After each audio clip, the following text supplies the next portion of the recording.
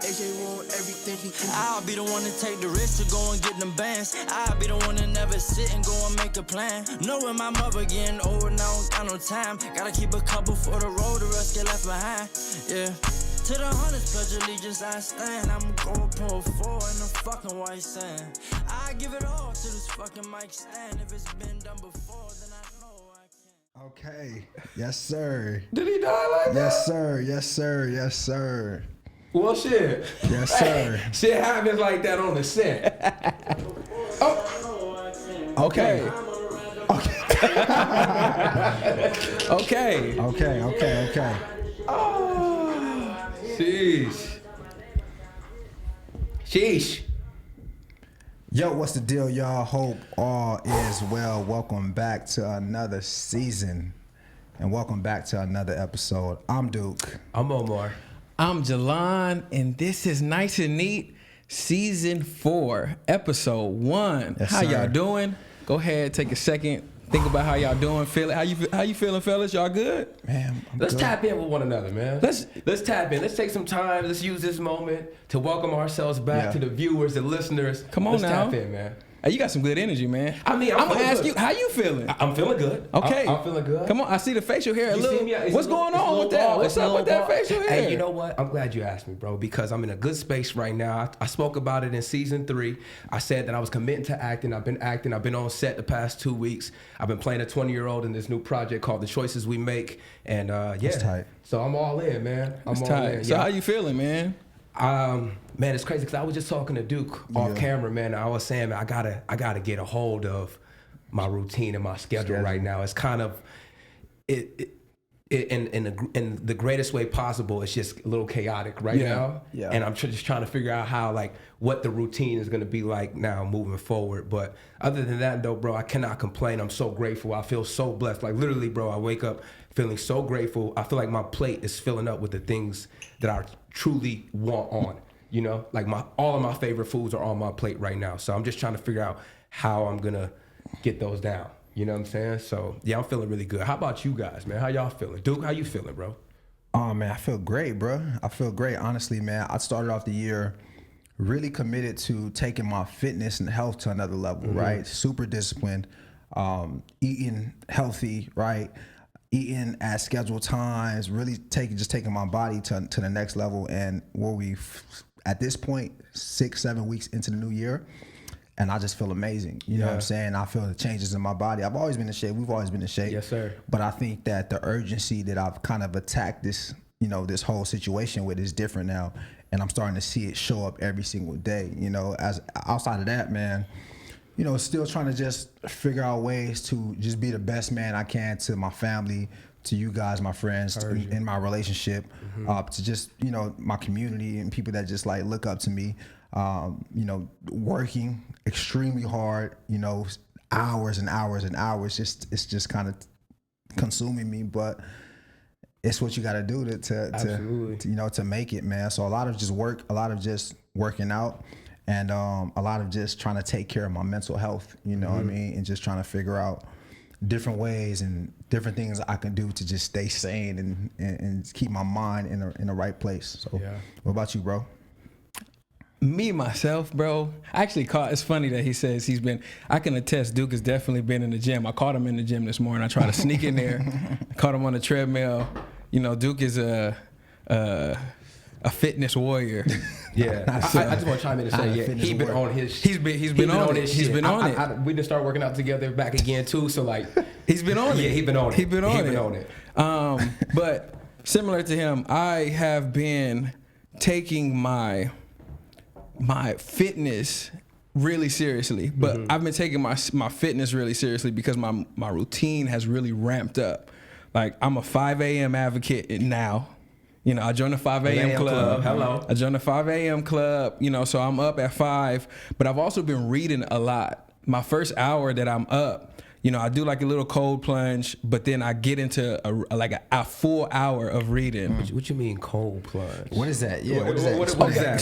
So, you know, I've always been really big on just like giving that first hour of the day to yourself. Like, that's something that has always been mentally and physically so beneficial for my life. That's part of your brand, golden hour, right? Exactly. I know. Typically, we think about the sunset or something like that, but I know sunrise. Getting is that very money important. shot. Yeah. Yeah. So for myself, that first hour, like really pouring it into myself, I've noticed like waking up at 7, like, that's cool, but the sun is up, I hear stuff, distractions exist. Yeah. You know, then 6 o'clock was cool too, but it's still movement. It's still movement. Yep. But Yeah. 5 o'clock, it's just so still. Yeah. It's so still, and I've been finding so much peace in that hour to where I said, you know what? If I want to really, really indulge in me and understand me and feel me and make me happy, I'm going to selfishly wake up at 5 a.m. because I'm never going to find that time at the end of the day. So At any point in the day. you won't. Yeah. You won't. You think you can, Yeah. but it'll never happen. So the only way to find more time in the day is to wake up earlier. And I think even if you do find it, it won't be the same. Nah, it's not the It's not same. uninterrupted. Yeah. Like even when I read in the morning, I can read. It's no interruptions. Nobody calling me. Like I don't even look at my phone the first hour and a half. I'm up. Yep. Cause I don't feel that FOMO what people will call it. I don't feel like I'm missing out on. No, ain't nobody else up. Everybody sleep. Everybody sleep. Yep. So I've been diving into reading a lot. The most recent thing that I read was The 7 Habits of Highly Effective People. Mm-hmm. Amazing read. I'll get into that as like the season progresses.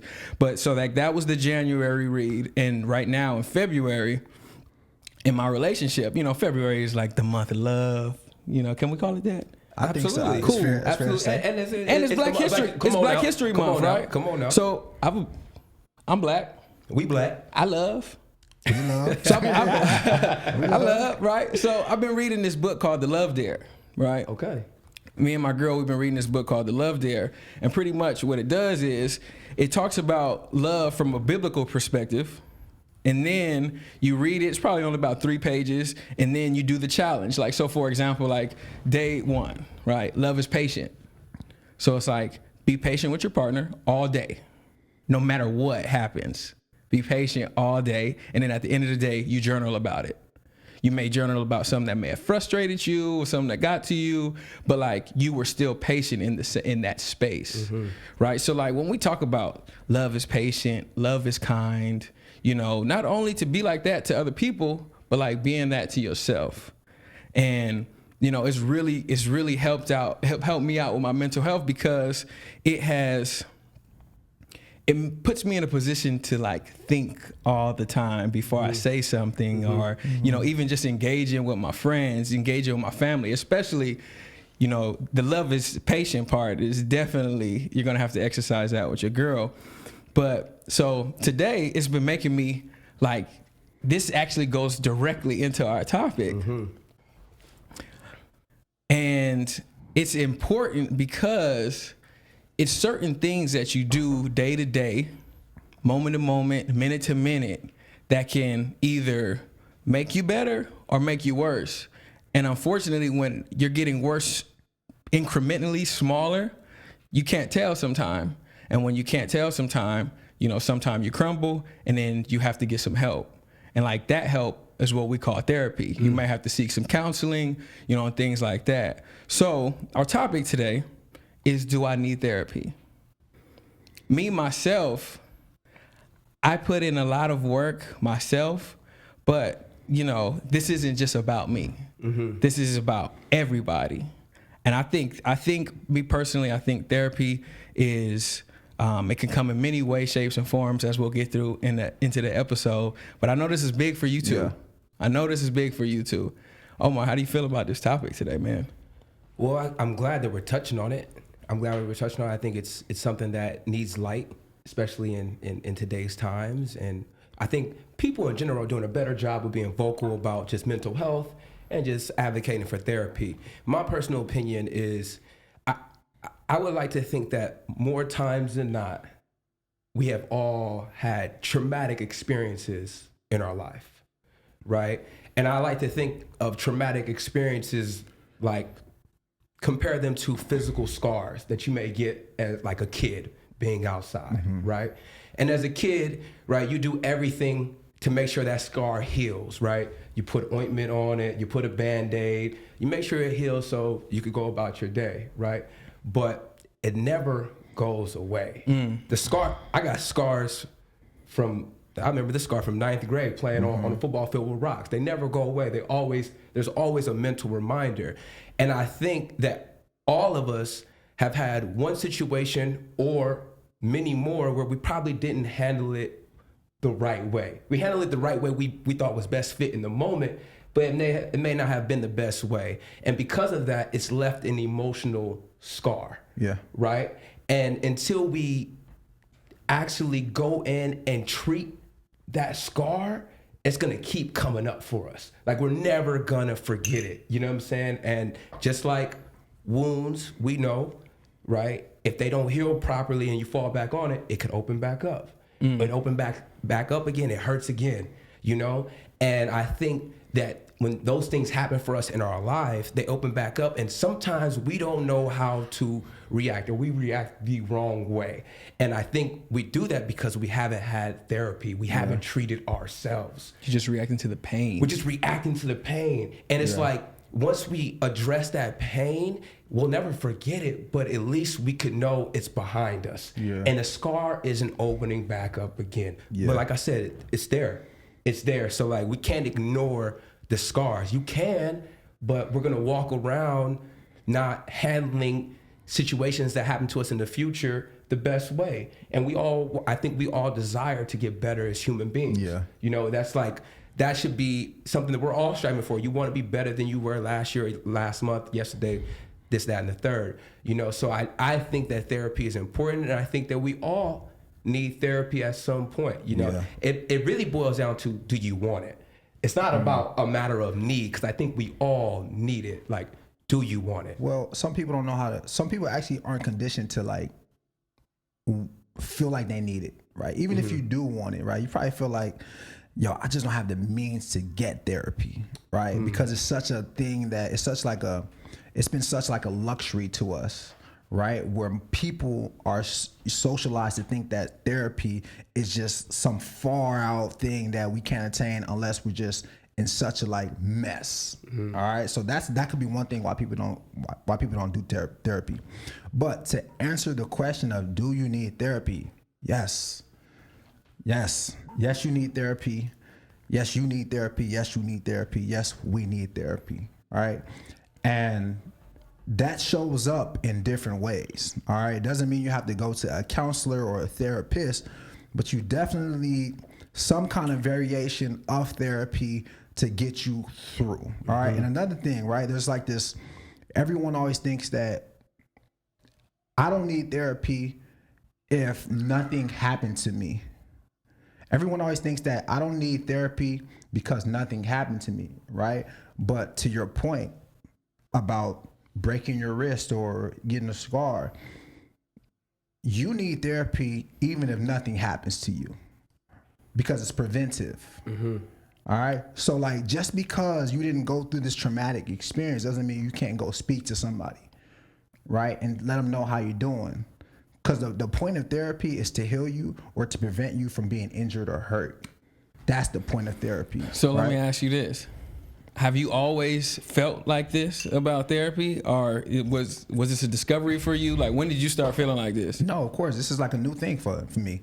This is a new thing for me. I'm more conscious now. I'm older, right? I'm much more aware of the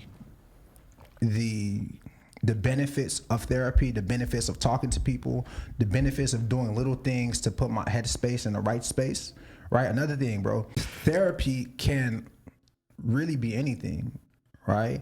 I know what we know to be therapy is, you know, going in, like the movies taught us to go in a room, lay on a chair, tell somebody our problems, right? Super relaxing, right? Yep. But therapy can start at the very smallest thing, right? You're feeling stressed, put your phone down, right? You feeling overwhelmed, stop working. It's pretty simple. You can't afford to talk to a therapist? Well, talk to your friend. Because sometimes therapy, The right one. right? Because sometimes therapy is not necessarily about someone providing a solution for you, but just getting that shit off. Yeah. Sometimes you just want to get that shit off, you know? And that could be the difference between, you know, being in a healthy mind space and just a super negative, dark place. You know what I mean? But like, everyone needs it, right? Because we all go through things, and we all are living with demons, and we all are living with some kind of hurt, or we're trying to stay in a healthy place. So we all need it, for sure. I want to ask a question, because I feel like it's good to like create this, use these analogies, right?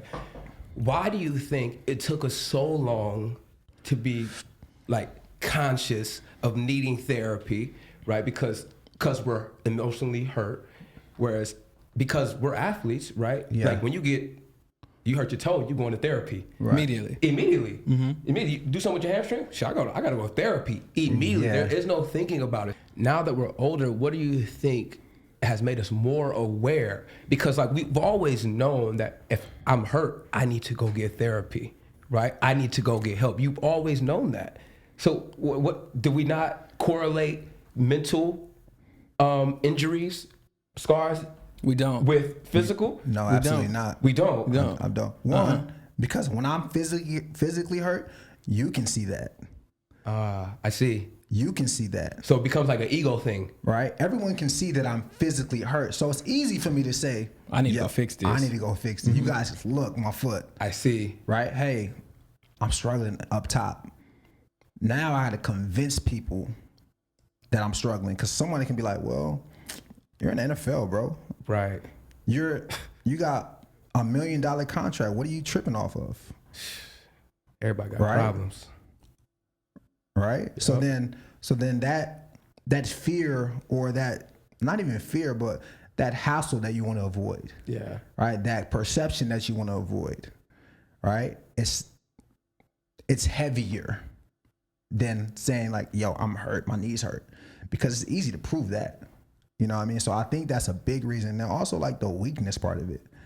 Is it weakness though? It's not. Nah, I think the word is vulnerability. Like okay. To tell someone that you need help, it's a very, very vulnerable space. To tell someone you need help with something that they can't see, it's a very, very, very vulnerable space. Yeah. You know, explaining to someone about something that you're struggling with that they haven't pointed out yet, very, very vulnerable space. But like you said, why now? Because when you're 8 and you break your ankle, you know you broke your ankle. But when you're 8 and something happened to you, you don't have life figured out enough to know that something wrong. To know that something's wrong, because it's something that you have to tell somebody else. Something's wrong with me. And you may not know how to even articulate that, depending on what it was. And now you get into your 20s and your 30s, now people are starting to recognize over 20 plus years of this same injury. And they can see it now. Now they can see it like, yo, like, you notice that Omar wasn't really happy today all day. Like something was wrong with him. But when you're a kid, it's just like, they just having a bad day. Oof. But you still don't really, like, people still can identify that you're having a bad day, but they still don't know the root of it. Yeah. You know, if you break your ankle, that can hurt for a year, but you're always going to be like, yo, it's because I broke my ankle last year. Right? Jumping off the jungle right? gym. Your spirit, your mental wellness, right? It's so many things that you think of in the course of like that traumatizing moment. So anything could really, it's hard to identify because there's so many things we thought about, so many, disappointments, so many stressful moments that 2, 3 years, 5 years, 10 years later, it's almost impossible to pinpoint that thing if we haven't done the work to search for it. Yeah. You know? So I'm gonna ask, we talking about therapy. When were you first introduced to it? Outside of sports medicine? Me? Yeah. The youngest memory connected to therapy you can possibly actually seeing think a therapist? of. Not even actually seeing a therapist to where you're like, oh, okay, I need help with this. Man, I'm 33 years old. This is embarrassing. This is embarrassing. Hey, man, it's a safe space. I was 32. I was 32. I was 32. 32. I was 32 when I was like, and it wasn't even really, more so my fiance brought that to my attention. Were you ever depressed before that? Or did you know what depression was? Now that I know what depression was, now that I know what depression is, I was definitely depressed. I was definitely dealing with depression. I just didn't know. I didn't know how to articulate it. I was going through mood swings. To be honest, I still have them. I'm working on it. It's something that I'm working on now. But man, I entered therapy last May, and it's been everything for me. Therapy, which is crazy because I knew about meditation, I knew about yoga and stuff like that. But like going to therapy this past year really got me into this meditation thing that I'm on. This meditation wave, like it's become a part of my life, and it's because of therapy. But it's crazy because every other problem in my life, I never even thought about needing therapy. It was the right person that had a conversation with me and was like, hey, this, that, and the third, I don't really think You were in a space to receive it. I was in a place to receive it from that person. And I don't want to hurt this person. So anything this person tells me, it's like, okay, let me really listen. Before, maybe you may have said something to me, or maybe you may have said something to me, and I was like, they tripping. They being soft. Yeah. They tripping. Nah. But when the right person says it to you, it made me sit back and think and realize, like, you know what, maybe I should see somebody. I mean, damn. And when I did, it was eye-opening. It was very uncomfortable, extremely uncomfortable, to be honest. You're sitting there talking about problems or issues with a stranger, and as easy as it can be, it's still uncomfortable to start. You're exposing yourself to a stranger, but once you get past that part and you start peeling back the layers and get into the things that really have affected you throughout your life, I think you can start having real gains personally, mentally, and start seeing like, okay, I'm having some real growth here. Yeah. Okay, I didn't handle that situation right 3 months ago, but today, man, I'm so proud of myself. I'm so proud of the way that I maneuvered through that situation. Like, I actually weaved through that shit nicely. You feel what I'm saying? Like, so I think it's beneficial, and it's unfortunate that I stumbled upon it last year. It wasn't even a year ago. It was under a year. I think an obstacle for us, right? It's hard for us to realize that we need therapy if we're having fun and our life just feels like it's unproblematic. Yeah. Like if I'm partying all the time and to me it's fun, I'm happy. I feel like I'm happy at least. I don't think I need therapy because I'm like, look at my life. Look at the people I know. Look at the access I have. Right. He's coping. Right? He's coping. He's coping. That's a coping mechanism. He's coping. That's a coping mechanism. I don't know what that is at this point. He's coping. Yep. I don't know what that is. So tell us about a coping mechanism. Right? So a coping mechanism is things that you do to avoid having to do the work on yourself. So if I have an issue with alcohol abuse, right?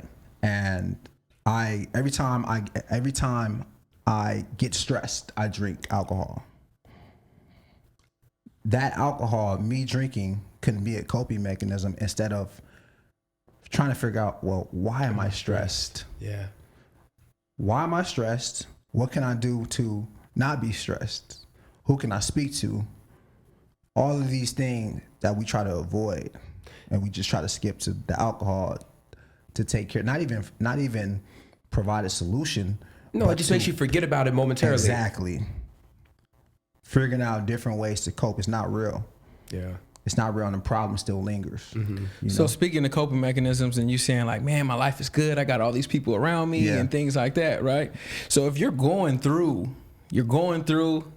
it's getting difficult, and you have all these people around you, but like no one's really saying anything about what you're dealing with in a negative space. Like, if you're drinking excessively, but you're paying for the drinks, you're the life of the party, you're the one that's kicking it off.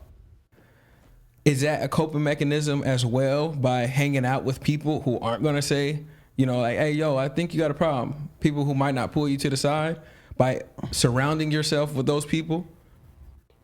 Surrounding yourself with yes men, does that make it a coping? I don't think so. Yeah. I don't think so, because I don't think in those moments you're thinking about whoever you're around as the people that are saving you or preventing you from, because after they're gone, you still got to go home and deal with this stuff yourself. I don't think so. I think that they can help, but I don't think that that's the coping mechanism. I think the issue is for, and also like we got to be real, man. This like mental health, mental wellness, Black people getting therapy, young people getting therapy. This is a new thing. Foreign. It's foreign. This is a new thing, right? Like he said he was 32 when he discovered it. That's not unnormal. Right.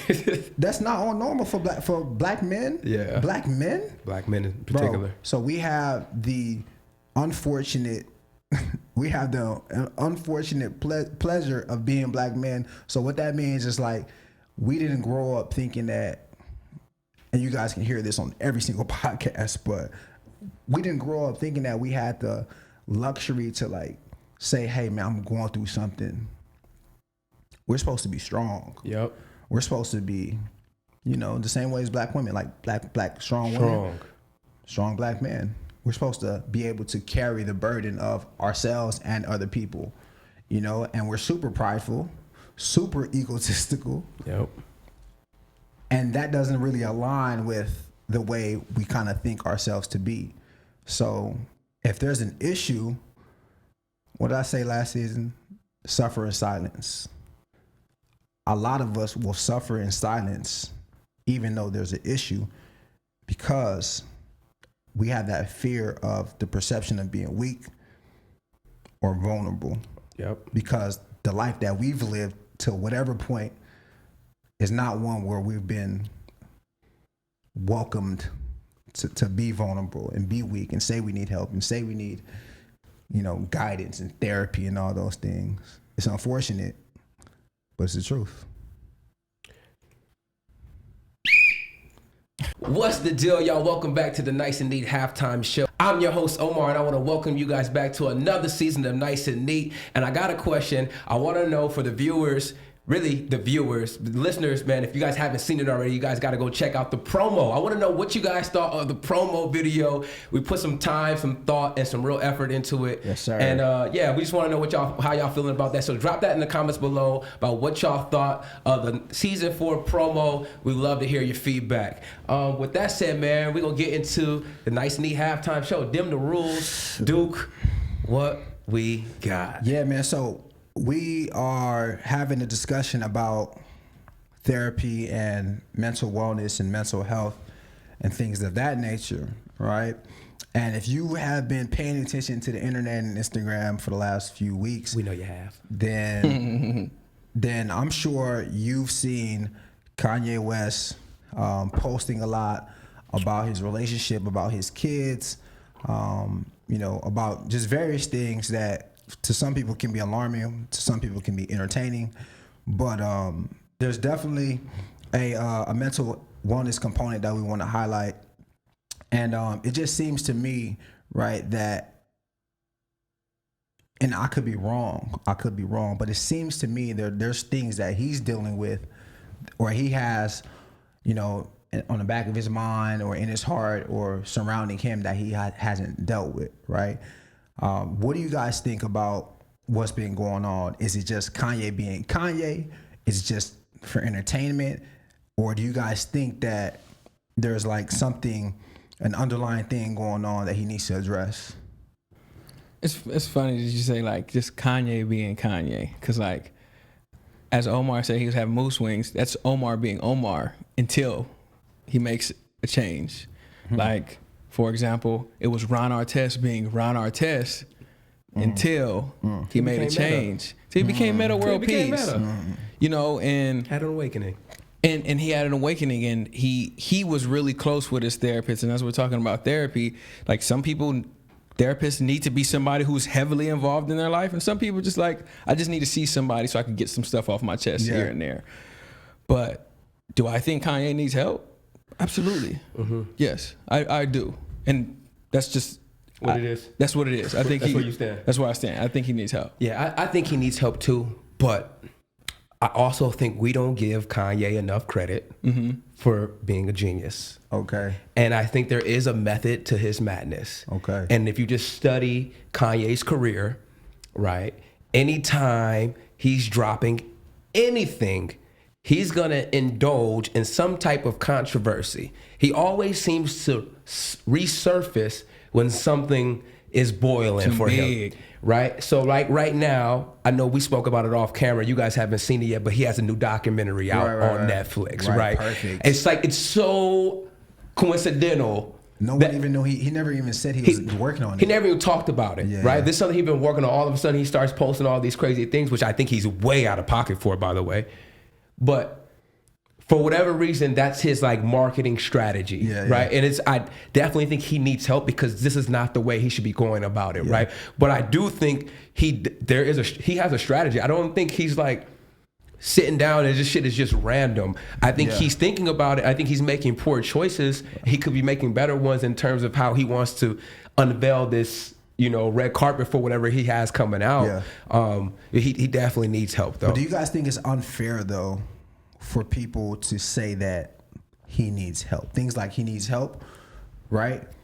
Based on him doing something that's just different than what's normal for like normal people, Because I don't know if you guys saw, but he was on stage talking about like everybody's talking about I need help just because I'm not, a house nigga that's basically conforming to like everyone else's expectations and the rules. Because he does have some like valid points there. Yeah. Right?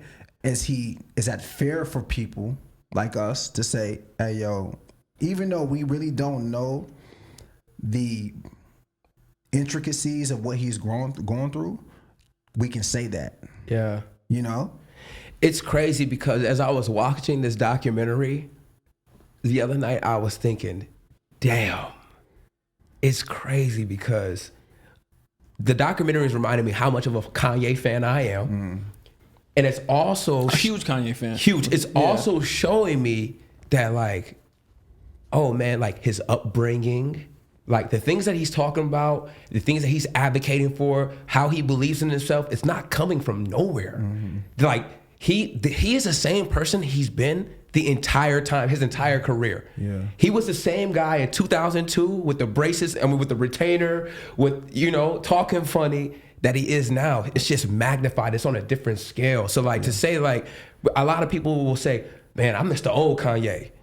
He's always been him. He always been Kanye. Gotcha. He always been Kanye. Maybe Gotcha. maybe it's rubbing you the wrong way now because of your political stance or what you believe in or who you are. But the dude has really always been himself. Right. So it may be unfair for someone to say he needs help if that person hasn't sought help themselves. You know what I'm saying? But if you've sought out help before, maybe it's not unfair for you to say because you could recognize. You could recognize that the trauma and someone's hurt. So like, or maybe if you have somebody in your life that's probably kind of gone through that. Everything you're saying is valid, right? But one of the things that I've adopted recently is just like we can rationalize anything. And I tend to do that a lot. We can rationalize literally anything. We can rationalize whatever it is that we want in society today. And one thing that I pay attention to is when I say that somebody needs help, it's not because they're always doing something crazy, but if everything you do is based off of just you and the decisions you're making for you without worrying about anybody else, you need help. We don't live in a society where it's just you. Yeah. Like regardless if it makes you uncomfortable to think about other people before you think about you, you need help if you just think about you in every single aspect. I'm only thinking about me. Yeah, I understand, like, for example, he has extremely valid points to how he wants to raise his daughter. But in the midst of trying to raise his daughter the way he wants to raise his daughter, he's throwing the woman that he had this daughter with under the bus. Yeah. There's ways to do things. And that's why when we be like, well, I feel him. It's like, you can say you feel an aspect of what he's trying to do.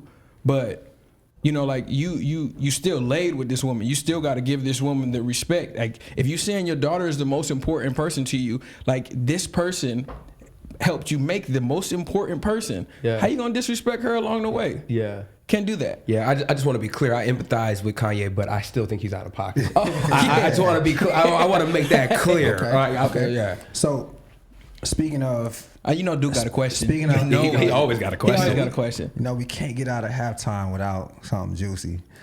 So speaking of the mother of his child, Kim Kardashian, right? We've all, if you've been paying attention to the internet, like we know you have, right?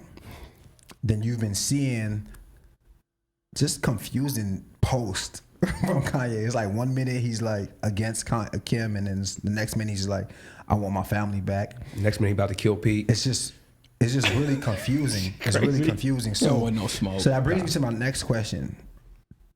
Clearly he wants his family back. He wants his woman back. Is there ever a such thing as doing too much to get your girl back? I guess that depends if you get her back or not. Hey, did you see? And that's good that you said that. I was seriously that's good right? that you said that, because that once again goes back to therapy. What damage are you doing in order to get her back? Because you could get her back, but the damage is done on the back end. Like, you guys both have publicly walked around with Just other exposed. people. Yeah, y'all just exposed. Like, did the divorce go through? They were never divorced. They never filed. Oh, well. She never filed. He never filed for divorce. So we already knew what time it was from the whole time. They in cahoots. First of all, the Kardashians are the king Of cahoots. of cahoots. Okay. They're always cooking up something for a campaign. They know how to stir up waters to catch fish. You know what I'm saying? Kanye been in that house long. I like that. Kanye been in that house long enough to pick up the game. You know what I'm saying? So like, I Is don't. it too much? It's way too much. It's way too much. So to answer your question, is there such thing as doing too much in order to get your girl back? When you're using outside forces, yes. But when you're just expressing complete vulnerability and you're breaking yourself down in order to Between get you and your somebody, partner. Between you and your partner, no, Yeah. I don't think you could do too There's much. no limit. There's no limit. Ain't When no you limit. marry somebody There's no limit. Go get your wife. and y'all made vows together, Go get your wife. Go get your wife, bro. Go get your wife. Go get your wife. Like, hey, I don't care if you standing outside in the rain. Go get with your a wife. boombox yelling cinnamon apple. Cinnamon apple. Go get your wife. Go get your Go wife. get your wife, bro. That is real. You know, so no, I don't think there is no doing. I'll never tell you like, hey, bruh, you doing too much trying to get your girl back. Yeah. What? What society we live in that we got to be that cool to say I can't go and go the hardest to get the most important thing in my life? Yeah. What society we live in where we saying that? Like, everybody's so used to just being cool. That's another thing too that kind of makes me take a step back and kind of side with Kanye, because sometimes he does present public vulnerability and people are like, he's crazy. Yeah. So that's the thing, because it's so uncommon for us. It's uncommon for us, so it's easy for us to judge something that we've never experienced. Oof. It's easy for us. Why are we so quick to We're not do in that that? situation. Everything is corny to us. Every dude is lame to us. You doing too much. You too thirsty. You a simp. You a sucker. All right, those are things that we've created and labeled onto guys that are gonna go the extra mile to get their woman back, even if they done wrong. You know, Yeah. even if they done wrong. I know we can sit here and say, well, he should have never did X, Y, Z. Yeah, okay. But in this moment, he's trying to make amends, and although he could be going through something, he could appear crazy, but like, let's talk about this specific situation right now. He looks to me like he's trying to get his woman back. Yeah. And I don't think that's ever doing too much. Me either. Me Okay. either. And yeah, Dim. Duh. Rules. Yeah, I wanted to touch on something really quick before we concluded halftime. It's like, what was your last thought? Damn, I'm sorry. What was your last thought? God damn. Which one? Which one? Fuck, I just lost my train of thought. You know, whenever I get it, I'm gonna come back to it. I'll bring it up if I can. But it's really good. I don't know why I lost my train of thought, but it's all good. With that said, y'all, we're gonna conclude this week's halftime show and get to the rest of it the only way we know how. That's with some positive energy, some positive vibrations, and a smile, of course, man. Let's go.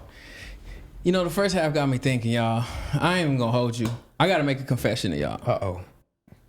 I gotta make a confession. Not a confession. I gotta make a confession, man.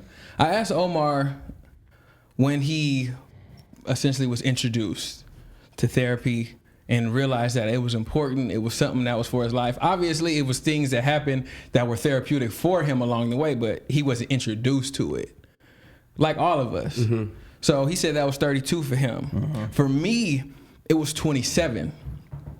And where I was actually introduced and I was like, oh, this is helping. It was the first time where I went through a very, very difficult time. I went through a crazy, crazy difficult breakup, and I experienced depression for the first time in my life. I'm a happy guy every day. Like it takes a lot to get me down, and even when that a lot happens, I'm still not down. It takes a lot. So I realized, like, I was waking up every day and I was like, I don't want to get out of bed. I want to stay in the bed. And I was, I'm a barber. So people got important things to do all the time. So I can't stay in the bed because people rely on me. And one of my greatest forms of therapy was having to get up and go to work. And I know Duke said for him, sometimes therapy is like not going to work. For me, my therapy was going to work and cutting you guys and talking and telling y'all, like, yo, like, this is what's happening. This is how I'm feeling. Like, I didn't want to get up and do nothing today, but like, I had to make sure I took care of you guys. She's going through this, like, I'm going through this. This is how I feel every single day. And I started to notice, like, this is making me feel better.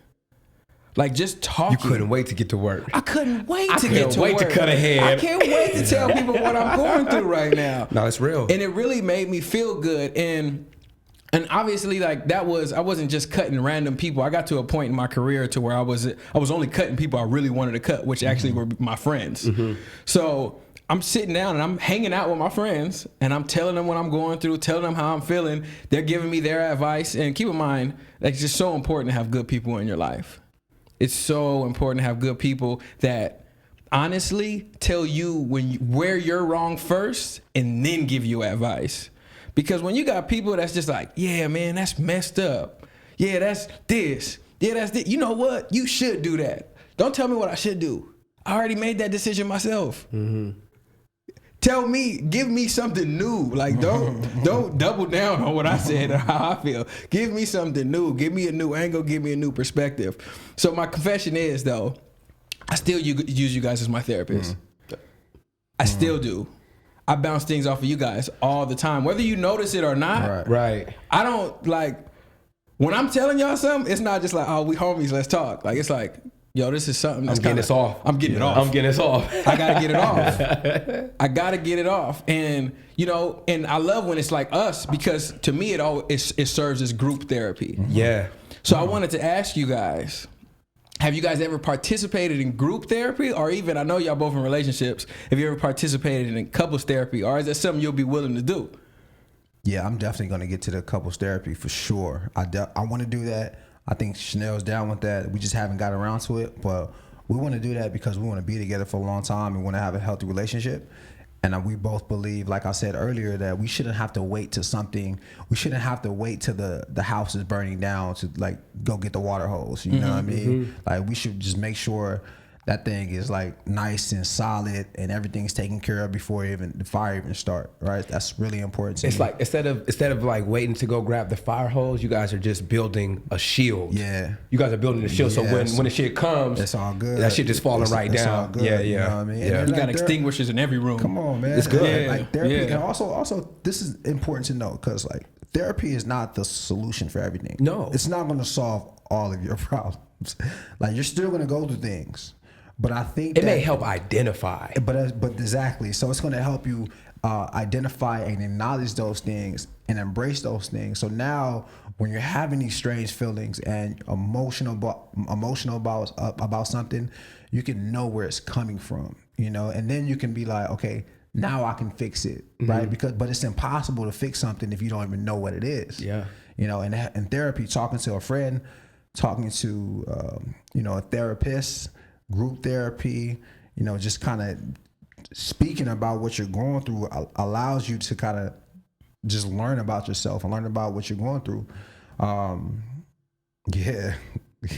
Salam, though, let me ask you something, though. I know you said we're kind of like, your experiences with us kind of serve as those therapy moments. Have you been to, like, actual therapy, like counseling therapy? Yeah, I have, but not in the form that most people would just, like, think about. I've done counseling, like, with my pastor. So my pastor will sit down and go through certain aspects. And I'm gonna tell you one thing, the important things about therapy, right? And that's why I use the word counseling as well, because to be a therapist, you have to have a degree, you know, to sit, but to counsel, you know, you can just be someone with the wisdom that the person needs, or the person that holds tools to hand to somebody to be able to use when they get in those specific situations. So one thing that I've learned is actually the most important thing about therapy is everybody can go to therapy and have moments of enlightenment and be like, wow, I do that. I am a terrible person in those situations. But the whole point of therapy is being able to get in the moments and then be able to use the tools that you were given in therapy or in those counseling sessions when you're back in those moments where you made those mistakes at. Because if you go to therapy, you make the mistake, and then you go out and make the mistake again, and then you go to therapy and talk about the same mistake that you talked about 2 weeks ago. Therapy's not working for you. Hamster wheel. Not using it right. Yeah. You're not using it right. So the whole point of therapy is to get the tools so you can actually go out and, like how Omar said, I weaved through that situation like I did it. Yeah. The same situation last month I was frustrated in, I got put right back in that same situation. And now it was like, man, I was able to achieve the result that I was really looking for. Yeah. Your heart's typically in the right place, but it's the actions that you carry out to get to it. Wow. You just like, you're leaning your ladder against the wrong building. You're trying to get up. But you're just leaning your ladder against the wrong building. Switch it up a little bit. And that's what therapy does for you. It gives you the tools to maximize your abilities. Yes. And a lot of people, they go to therapy and they be like, I'm going to therapy. And now they're operating in a kind of a semi self-righteous place to where they're like, because I go, I'm now better than you. I don't appreciate those people that just throw that in your face. Like, I'm going to therapy. I'm getting help.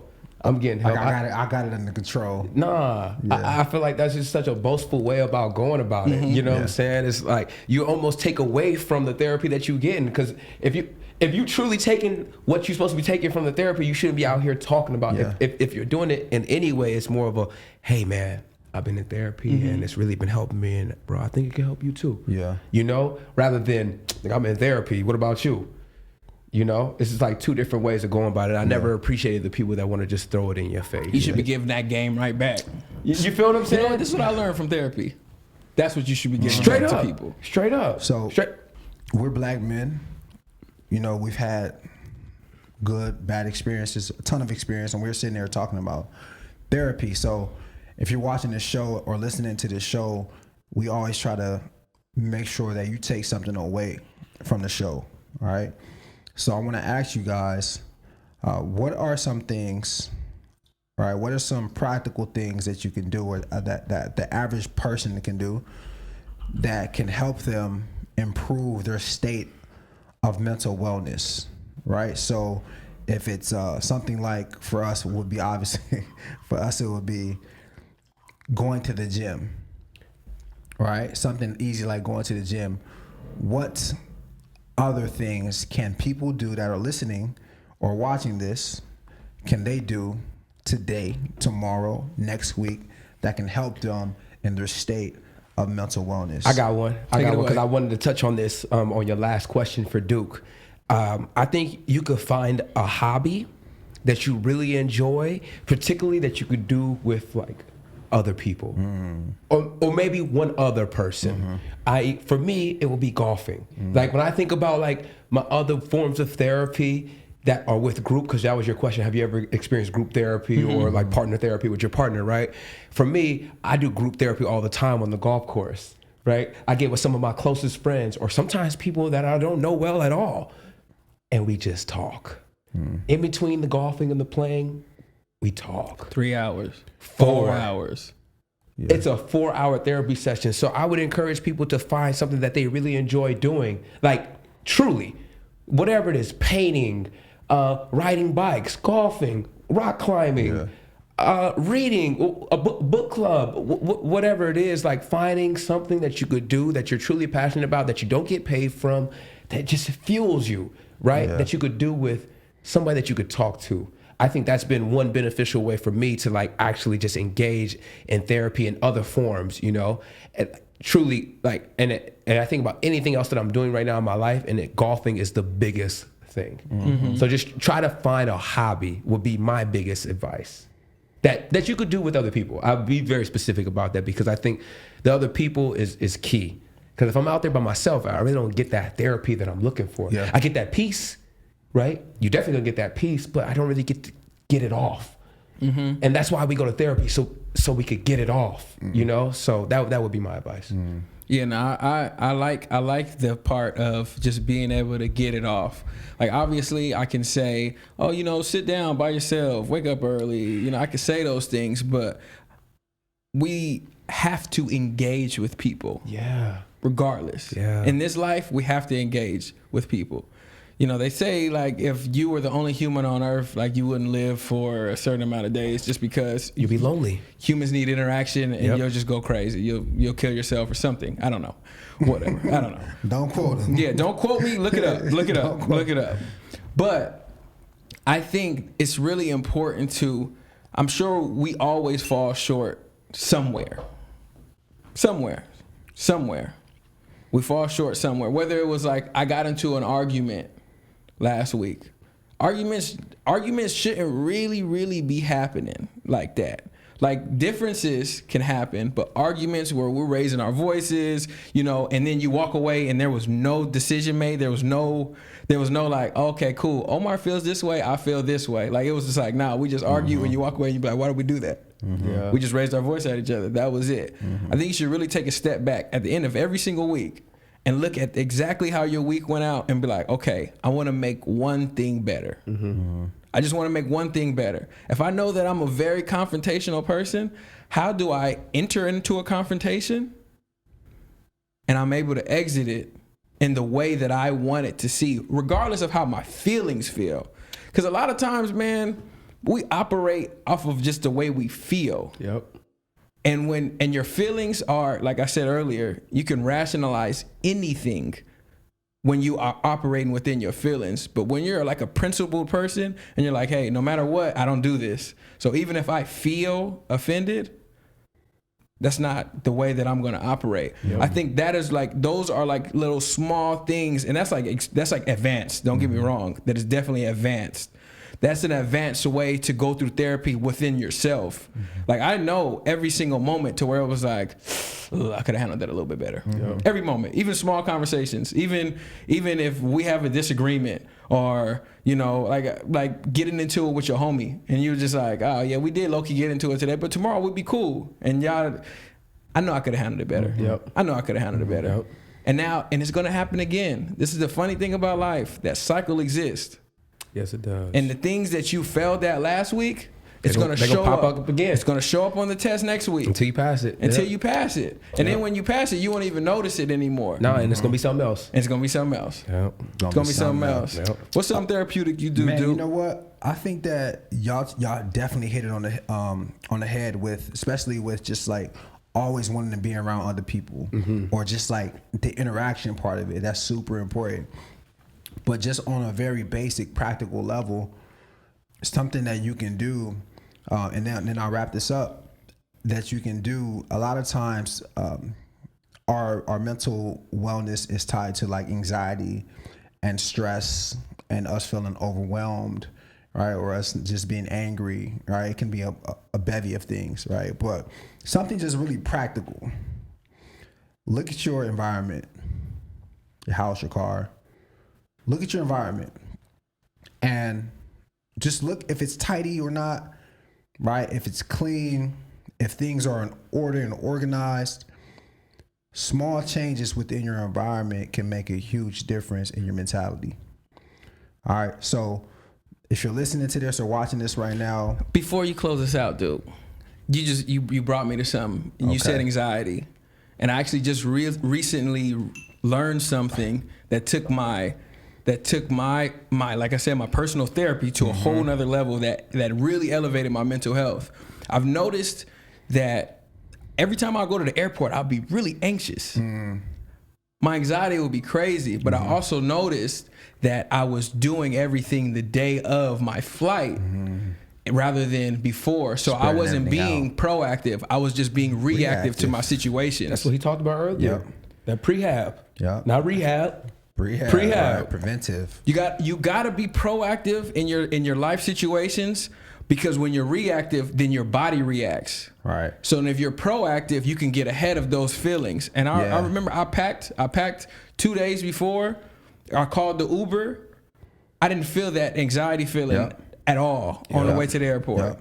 And I was just like, okay, so I have to get ahead of things. Yes. Like I have to plan things. So like even just planning your day the night before. Right. One thing Omar is an advocate of, he picks out his clothes Yep. the day before. He know what he wearing all the time. Yep. One less thing you got to worry about. Straight up. How do you eliminate the things that you have to worry about They're going to stress you out. that's going to stress you out? And we want to eliminate that. And you want to Eliminate eliminate that. all of those Eliminate things. I'm sorry to cut you No, off, it's but all that's good. I feel like they absolutely needed Had to that get that before on. we Nah, cut It's all before good. we cut off this episode. I was saying though, just make sure like your environment and your space is organized and it's conducive to like thinking clearly, and it's conducive to just happy thought. I know a lot of us go through so much, but these are simple, practical things that you could do tomorrow that's going to make a difference, right? I ain't talking about going to book a session with your local therapist, right? Yep. That's a little more intricate and it requires more research, and if you don't have the funds, it makes it even harder. But just like things that you could do on a daily basis, your space, your environment, your files, these things create anxiety. These things create stress and just like overwhelm, right? So if we get on top of this stuff, it's gonna put us that much closer to just being in a mentally healthy space. But that's all we got today. That was good. I hope you guys enjoyed the I episode. felt good with that. I hope you guys enjoyed the episode. I hope you guys enjoyed listening to the episode. Very powerful episode for us, and it felt good to talk to you guys about it. It was therapeutic. It was super therapeutic, and you guys are going to just always hear more and more about mental wellness and therapy, because I think it's something that the world is kind of catching up on, especially like our community is definitely catching them on. So, your assignment. They got homework. Your assignment, your homework, if you're listening.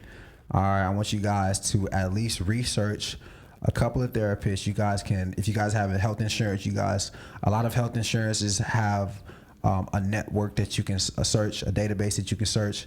At the very least, just kind of like research and try to like book one session. I know like it can get extensive and expensive, but just one session. Start with one. And if they're college students, you can get like 3 or 4 for free. Exactly, right? So there's different programs and things like that. Just do the research and just be very, very diligent with it. But make sure you guys follow us on Instagram, right? Nice and Neat the podcast. I'm back. You guys can follow us make sure you guys subscribe to our Spotify channel, subscribe to our Apple Podcast, YouTube. our YouTube. We Nice on and Neat the Patreon now. We are on Patreon now, so And share it. Share it. So that's go Patreon for the exclusive content. Exclusive content. You're not getting that on the YouTube. If you want the exclusive content, so Deets to the fit. yeah. Swag Check is no longer gonna be on the gram. So Locations that you can take a date on. you know what I mean. I'm just saying. Appreciate you guys for rocking with us, man. This is season 4, man. We're happy to be back. I'm Duke. I'm Omar. I'm Jalan, and this is another episode of Nice and Neat. And I'll be the one to take the risk to go and get them bands. I'll be the one to never sit and go and make a plan. Knowing my mother getting old and I don't got no time. Gotta keep a couple for the road, the rest get left behind. Yeah. To the hundreds, pledge allegiance I stand. I'm gon' pull 4 in the fucking white sand. I give it all to this fucking mic stand. If it's been done before, then I know I can. I'm on the rise, I'm trying to keep a level head. She want my time, she begging me to give me neck. I'd rather shed blood to the ground while I'm here. Put some weight on top my name, my time here is not clear. I told Beretta VV diamonds all up in the chamber. My homie mother shooting up, I feel like I gotta save her. Government